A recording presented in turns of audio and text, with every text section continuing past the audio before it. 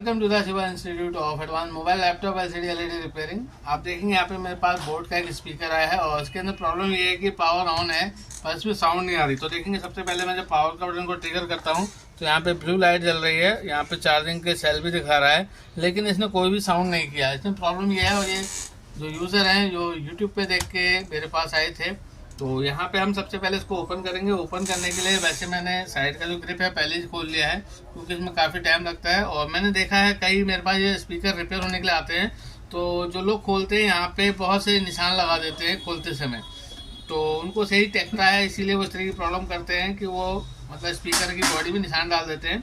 तो फिलहाल आप देखेंगे मैंने यहाँ पे ओपन कर लिया है, देखेंगे मैं दिखाता हूँ आपको। आप देखेंगे इसके जो निशान हैं बिल्कुल प्रॉपर है, कोई दिक्कत नहीं है क्योंकि ये फर्स्ट हैंड ही मेरे पास आया है। तो देखेंगे इधर से भी इसके जो कोने हैं बिल्कुल साफ निकले हैं। ठीक है, मैंने देखा कई बार यहाँ पे ओपनर डालते हैं खोलने के लिए, वो पेचकस डालते हैं जिसकी वजह से यहाँ पे निशान पड़ जाते हैं। तो इसके बाद हम ये साइड की जो रिंग है इनको निकाल देंगे और इसके बाद जो इसकी रबड़े हैं इनको हम निकाल लेते हैं। देखिए, और इसकी रबड़ का आपने ध्यान देना, अगर ये फट जाती है तो फिर जो साउंड है वो बेकार हो जाएगी। तो ये देखेंगे जब आप इसको खोलें तो देखेंगे इसमें यहाँ पे 3 कट दिए हुए हैं, तो आप इसको इसी डायमेंशन में लगाएंगे। ठीक हो गया, यानी कि आप भी देख लेंगे इस तरीके से यहाँ पे आएगा। इसको खोलने के बाद इस वाली रबड़ को भी हम निकाल लेते हैं। तो यहाँ पे देखेंगे ये ओपनर डालने के बाद रबड़ को आपने अच्छे से निकालना है और आप इस चीज़ को नोटिस करें। इसको निकालने के बाद जो ये नोक है वो यहाँ पे आ रहा है। अब हम इसके जो स्क्रू हैं उनको खोलेंगे। तो यहाँ पे देखेंगे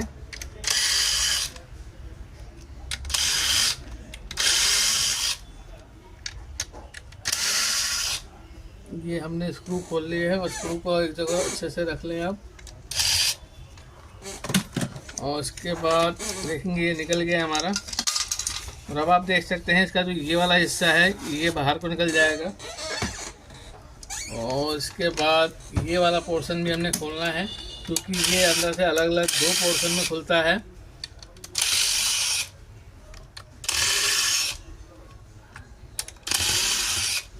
देखेंगे यहाँ पे ये हमने खोल लिया है स्क्रू।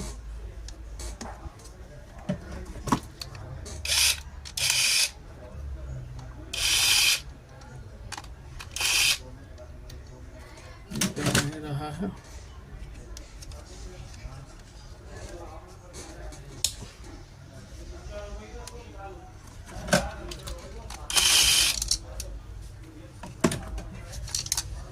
तो देखिए अब ये इस तरीके से खुलेगा, लेकिन कई लोगों को मैंने ऐसा भी देखा है कि इसको स्क्रू खोलने के बाद खींचते हैं, जिसकी वजह से प्रॉब्लम ये आती है कि यहाँ पे जो इसकी पीसीबी है वो फाड़ देते हैं। तो आपने क्या करना है, अभी खींचना नहीं है, ये रबड़ को आपने उतारना है। देखेंगे यहाँ से रबड़ को आपने निकालना है क्योंकि कंपनी ने इसको वाटरप्रूफ बना रखा है। तो देखेंगे कई लोग जो पहली बार खोलते हैं वो क्या काम करते हैं, सीधे जोर लगाते हैं, बहुत जोर लगाते हैं तो ये प्लेट फट जाती है, तो भी दिक्कत आती है। तो यहाँ पे हमने क्या करना है, इसको खोलना है और देखते हैं इसके अंदर क्या प्रॉब्लम्स हैं। और ये डबल टेप से चिपका हुआ है तो ऐसा नहीं कि स्क्रू खोलते ही निकल जाएगा बाहर को, तो इसको भी हमें छुड़ाना पड़ेगा।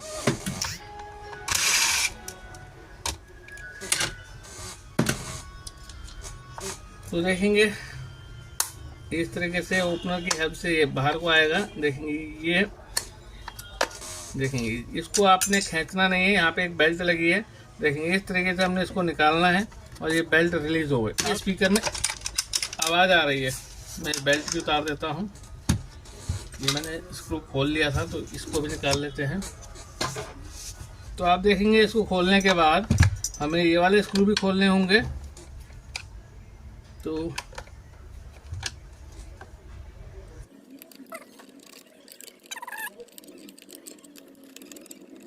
आप देखेंगे यहाँ पे हमने इसके 6 स्क्रू खोल लिए हैं। उसके बाद अब हम इसको इस तरीके से खोलेंगे, देखेंगे आराम से करेंगे। यहाँ पे देखेंगे स्पीकर डैमेज निकला है इसका, और साथ के साथ इसने एक और कुछ कंपोनेंट डैमेज कर दिए। देखेंगे बूस्ट कॉइल है हमारी, ये निकल गई है। तो ये थोड़ी सी प्रॉब्लम वाली बात है। ये तो हम रिप्लेस कर पाएंगे, लेकिन यहाँ पे क्या क्या डैमेज हुआ वो देखना होगा। देखेंगे यहाँ पे जूम करके दिखाना चाहूँगा मैं, जो हमारे साउंड के लिए देखेंगे, जैसे साउंड के लिए 2 कॉइल है और ये वाली कॉइल है हमारी टूटी हुई, यानी कि इस स्पीकर ने डैमेज कर दिया है। अब बात यह है कि ये तो कंपोनेंट मैं लगा दूंगा और ये भी मैं लगा दूंगा कैपेसिटर। अब मुझे ये देखना होगा कि अगर मेरी कोई ये आईसी डैमेज हो गई है तो फिर ये रिपेयरेबल नहीं रहेगा। तो फिलहाल अभी हम इसको लगाते हैं और मिलते हैं आपसे। तो आप देखेंगे यहाँ पे मैं स्पीकर को डिस्कनेक्ट कर लेता हूँ और अभी ये पोर्शन अलग कर लेते हैं और जो ये मदरबोर्ड है इसको भी बाहर निकाल लेते हैं, क्योंकि यहाँ पे मुझे कंपोनेंट को लगाना है। और देखते हैं, क्योंकि इसकी हालत थोड़ी सी गंभीर हो गई है।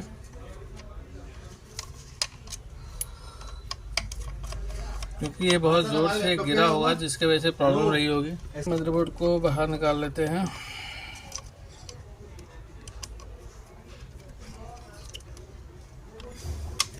तो देखेंगे ये रहा मदरबोर्ड। बैटरी डिस्कनेक्ट कर लेते हैं और यहाँ पे ये वाले पत्ते को भी रिलीज कर लेंगे। अभी देखेंगे यहाँ पे हमारे 3 कंपोनेंट निकले हैं, 2 बूस्ट कॉइल और ये कैपेसिटर। ठीक है, तो फिलहाल मैं यहाँ पे 2 कॉइल को फिक्स करने वाला हूँ। तो देखेंगे थोड़ा सा हम यहाँ पे फ्लक्स लगाएंगे। अब देखेंगे यहाँ पे मैं थोड़ा सा सोल्डर ऐड कर ले रहा हूँ।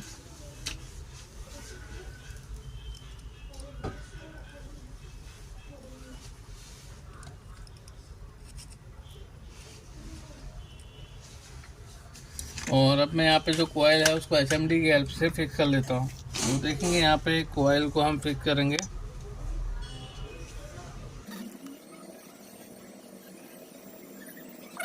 और कॉइल का अपना कोई प्लस माइनस नहीं होता, तो किसी भी डायरेक्शन से आप इसको फिक्स कर सकते हैं। देखिए ये कॉइल भी हमारी फिक्स हो गई है। ठीक है, अब थोड़ा सा मुद्दा यहाँ पे ट्रेस करने का ये है कि जो ये कैपेसिटर है, ये वाला पोर्शन इसका नेगेटिव का है और ये पॉजिटिव का है। तो ये किधर से आ रहा है उसको मुझे ट्रेस करना होगा, क्योंकि जो इसका नीचे का प्रिंट है वो टूट गया है। तो अभी मैं इसको ट्रेस करूँगा। तो फिलहाल मैं जो नेगेटिव वाला पोर्शन है उसको मैं प्रॉपर कर देता हूँ। और अब मैं जो ये डैमेज प्रिंट है, आप देखेंगे यहाँ पे इसका नीचे ट्रैक नहीं है, तो उसको मैं ट्रेस करूँगा। अब देखेंगे जो ये कैपेसिटर का ट्रैक टूटा हुआ है वो इस कोयल से, ये जो आईसी है हमारी, इस आईसी से यहाँ से आ रहा है। तो हमें यहाँ से जंपर कर देंगे। तो उसके लिए सबसे पहले जो आप ये कैपेसिटर देख रहे हैं, इस पर जो प्रिंट लगा है उसको मैं उतार दूंगा। तो देखेंगे यहाँ पे, तो थोड़ा सा मैंने यहाँ सोल्डर ऐड कर दिया है ताकि मैं अच्छी तरीके से इसको फिक्स कर पाऊँ। और जो ये प्रिंट है इसको मैं उतार देता हूँ।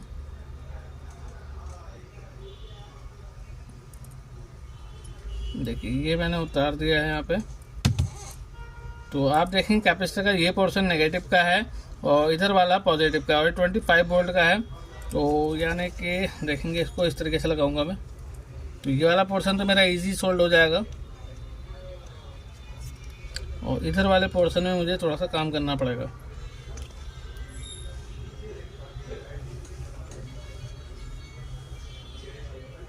ये देखेंगे ये मेरा लग गया है और इसके बाद मुझे एक जंपर यहाँ से इस ट्रैक में मिलाना पड़ेगा। तो आप देखेंगे यहाँ पे हम सोल्डर कर लेते हैं जंपर। तो यहाँ पे देखिए कैपेसिटर हल्का चार्ज होगा, इसलिए थोड़ा सा स्पार्क मुझे दिखी यहाँ पे। ये देखिए ये मैंने लगा लिया है। और अब ये वाला जो पोर्शन है इस आईसी की, जो ये वाली लेग है, यानी कि देखेंगे यहाँ पर सोल्ड करूँगा। तो इसके बाद इसमें स्पीकर ऐड करके देखेंगे। अगर सोल्डरिंग जो है आपकी अच्छी होनी चाहिए, क्योंकि ये स्पीकर काफ़ी धमक में चलता है। तो अगर धमकने से सोल्डरिंग टूट गई तो फिर बेकार हो जाएगा मामला।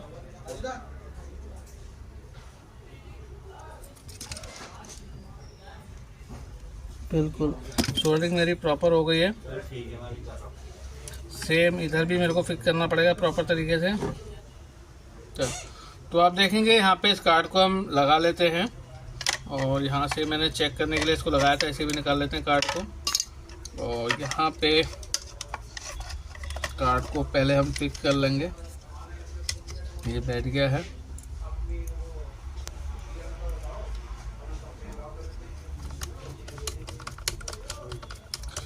तो पहली समस्या तो इसकी सॉल्व हो गई है, और दूसरी समस्या के लिए इसका जो स्पीकर का सेट है वो रिप्लेस करेंगे। तो आप देखेंगे यहाँ पे हमने ये चार्जिंग वाला फिक्स कर लिया है, और ये हमारी पावर की हो गई है। और यहाँ से हम इसकी वाली अटैचमेंट को निकाल लेते हैं। और देखिए यहाँ पे ये स्पीकर तो अब रिपेयर नहीं होगा क्योंकि ये पूरा डैमेज हो गया है, ठीक है, मैग्नेट बाहर निकल गई है। यहाँ पे अभी हम क्या कर रहे हैं, मेरे पास दूसरे स्पीकर का कंप्लीट सेट पड़ा हुआ है, तो इसको हम रिप्लेस करेंगे। तो पहले मैं इसको बजा के चेक कर लेता हूँ कि ये ऑन हुआ कि नहीं हुआ। देखिए एक स्पीकर अटैच कर लिया है, दूसरा स्पीकर अटैच कर लिया है, और एक बार मैं इसके कार्ड को ऑन करके देखता हूँ कि क्या ये ऑन हो गया है। तो देखिए लगाया मैंने,